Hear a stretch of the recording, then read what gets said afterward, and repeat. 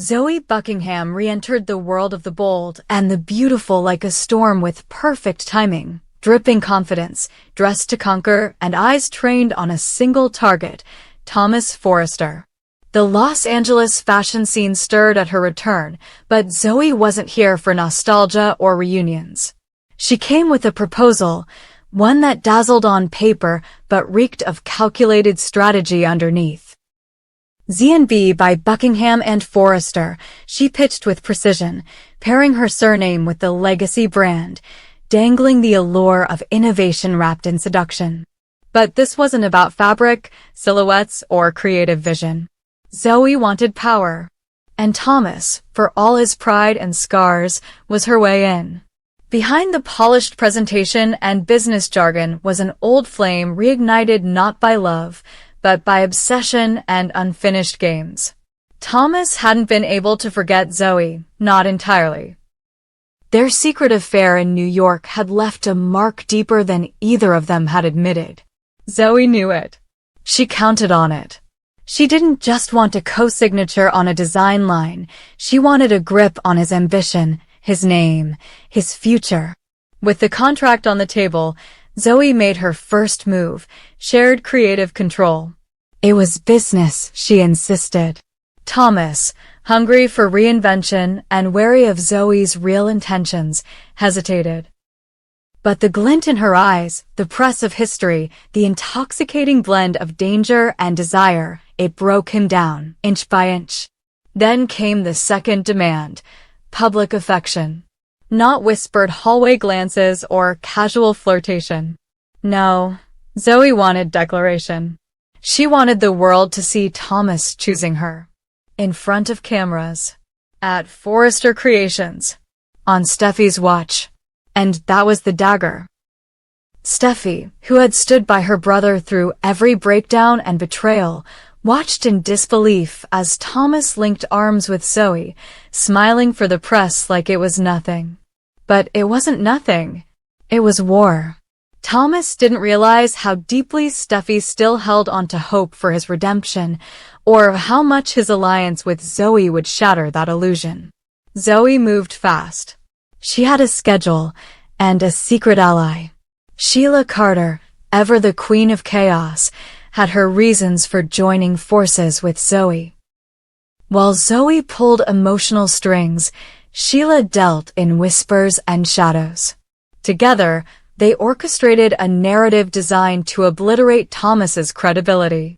It started with a leak, an anonymous tip that Thomas might have fathered a child during his last tryst in New York, specifically with a high-profile makeup artist known in elite fashion circles. Gossip columns feasted. Fashion blogs erupted. The headlines burned. Forrester airs Hidden Son?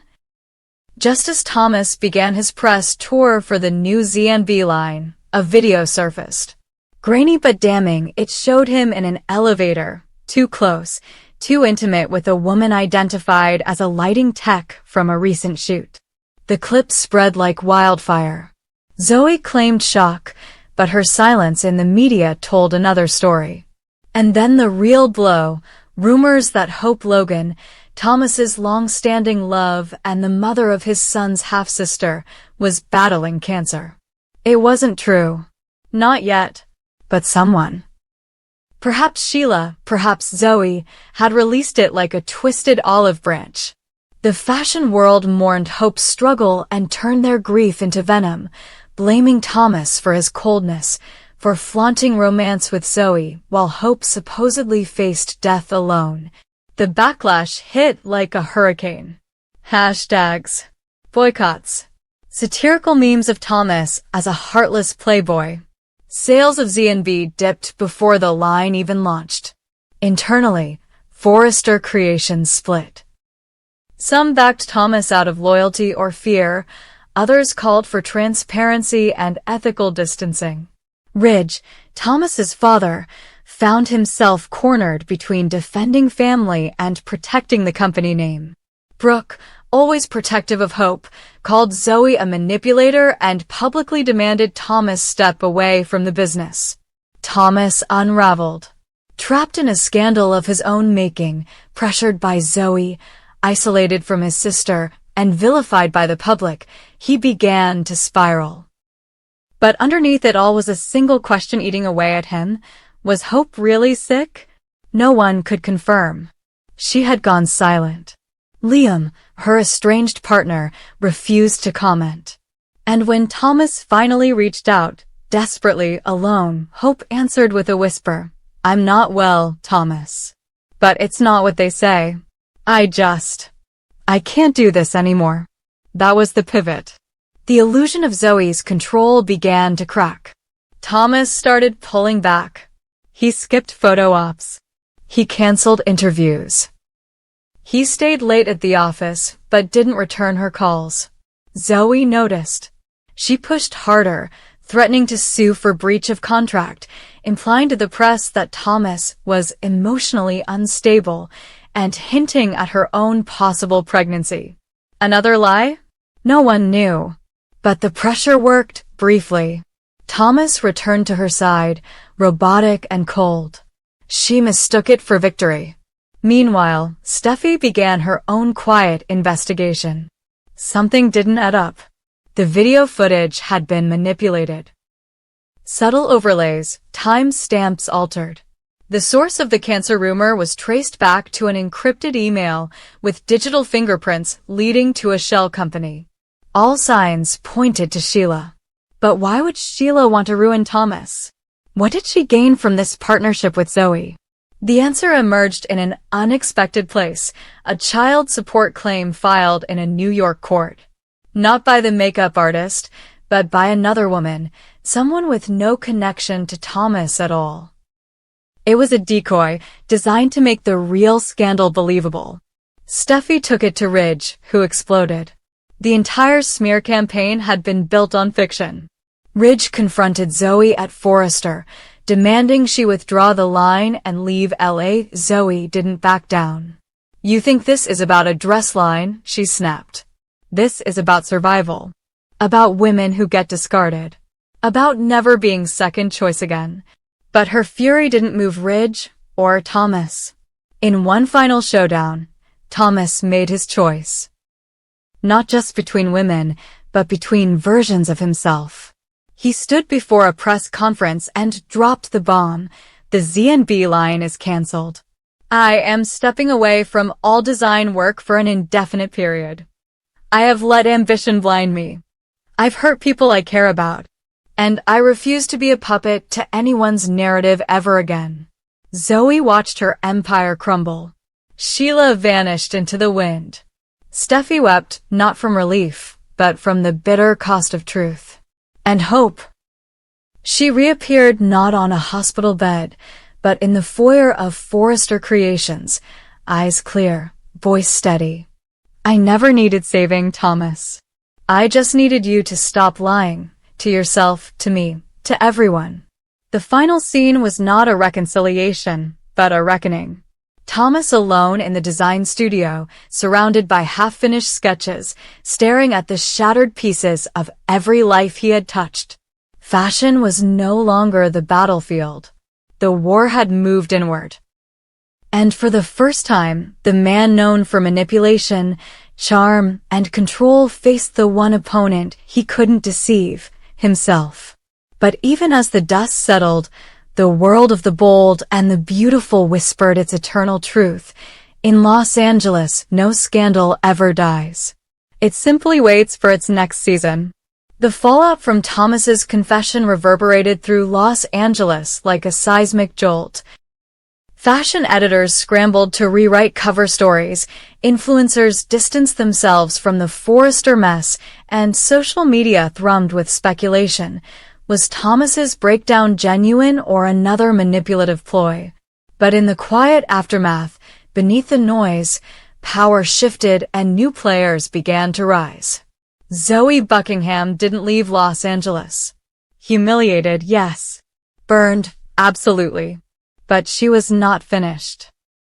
Her reputation took a hit, but the buzz around ZNB had stirred enough interest for a different kind of opportunity, one that didn't require the Forrester name. A rival design house, Ravenmore Atelier, extended an offer, creative director and full freedom. Zoe took it. And with her, she carried a file, documents, photos, emails. Not about Thomas. About Ridge. A decade-old scandal buried in Europe, involving stolen designs and hush money. Zoe wasn't after love anymore. She was after leverage. At Forrester Creations, Ridge tried to stabilize the brand. Steffi resumed leadership with an iron will, pushing forward with her future line and locking in partnerships to distance the house from recent scandals. But the family dynamic remained fractured. Thomas was still technically part of the company, but he hadn't returned to the office in weeks. Rumors circled: rehab, exile, emotional collapse. In truth, Thomas had taken up residence in Big Bear Cabin, isolating himself with sketchpads and old journals, trying to rebuild his identity from the ground up. Hope, meanwhile, returned to her charity work. Publicly, she denied any rekindling with Thomas. Privately, she struggled. Not with love, but with guilt. She had used the public sympathy during the cancer rumor to shield herself from making a real decision. She didn't correct the lie, not at first. And she knew it. Liam noticed the shift. Their co-parenting relationship, already fragile, now teetered on collapse. Enter Finn. As Steffi's fiancé, he had kept his distance from the Forrester drama, but no longer. Seeing Steffi torn between family loyalty and corporate responsibility, he stepped in with quiet strength. He began consulting at Forrester as an in-house wellness advisor, but his presence also served another purpose: to watch Sheila. Because Sheila hadn't disappeared. She'd simply changed tactics. With Zoe sidelined, Sheila found a new pawn: Paris Buckingham. Sweet, ambitious, and eager to prove herself, Paris had recently returned from a humanitarian stint in Africa. Sheila presented herself as a mentor, an insider helping Paris break through the noise. And when Paris uncovered Ridge's alleged European cover-up through Zoe's leftover files, Sheila knew exactly how to weaponize it. But Paris hesitated.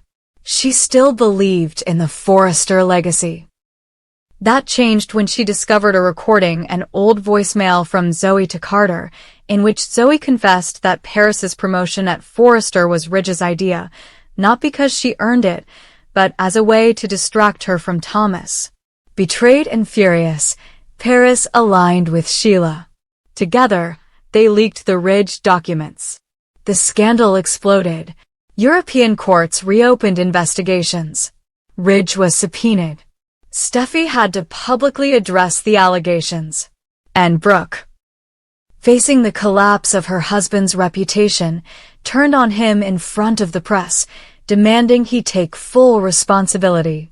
The Forrester name, once synonymous with elegance, now reeked of corruption. Thomas, hearing of the latest chaos, returned. Changed, grounded, scarred, but sober in mind and spirit. He walked into the Forrester offices unannounced and asked Steffi for one thing: a clean slate. Not forgiveness. Not favors. Just space to build something real. Steffi agreed. But with conditions. No solo projects. No design leadership. And no hope. That last condition stung most. But Thomas accepted. For now. Meanwhile, Hope found herself at a crossroads. Liam was slipping away. He no longer trusted her judgment. Their co-parenting became combative. And Douglas, sensitive, intuitive Douglas, began asking about why Daddy doesn't smile anymore. One evening, Hope drove to the cabin.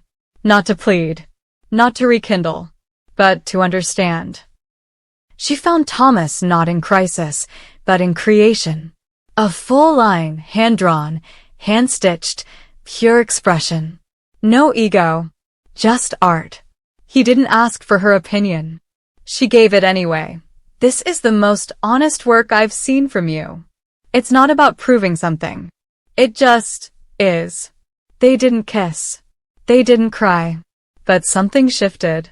At Ravenmore, Zoe's reign began. Her designs were sharp, aggressive, architectural. A total contrast to Forrester's romantic style. Critics called her the new vanguard of LA fashion. But behind the applause, her soul grew cold. She had won a kingdom, but ruled it alone. Sheila, pleased with the chaos, prepared her final move. She had acquired DNA evidence, something that could shift the entire foundation of the Forrester bloodline. A test that revealed a potential secret sibling, not from Rich, from Eric. A child conceived in the 1980s, now an adult. Hidden, raised overseas. Until now. The season ended on a cliffhanger, Sheila meeting a shadowed figure at a seaside cafe. She slid the envelope across the table. It's time you claim your birthright. The Forresters won't know what hit them. As waves crashed in the distance and storm clouds gathered over Malibu, one thing became certain. In The Bold and the Beautiful, family isn't just complicated, it's weaponized. And the war was far from over.